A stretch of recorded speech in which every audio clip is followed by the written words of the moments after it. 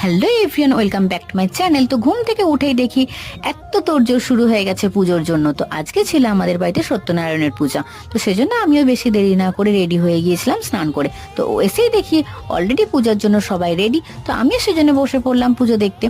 একদম ফল টল সিন্নি প্রসাদ দিয়ে পুজোর জন্য সবাই রেডি। তো এদিক দিয়ে পুজো শেষে প্রসাদ খেয়ে চলে গিয়েছিলাম আবার হোম দেখার জন্য। তো হোম শেষ হয়ে যাওয়ার পরে আমাদেরকে দিয়েছিল এই সিন্নি প্রসাদ, এটা খেতে আমার খুবই ভালো লাগে। আর তারপরে চলে গিয়েছিলাম একদম মেন কোর্সে। তো তোমরা যদি আমার চ্যানেলে নতুন হয়ে থাকো অবশ্যই চ্যানেলটাকে সাবস্ক্রাইব করে দিও, ভিডিওটা ভালো লেগে থাকলে অবশ্যই লাইক করে দিও। তো এত সব খাবার খেয়ে তো একদম পেট পুরো ভর্তি।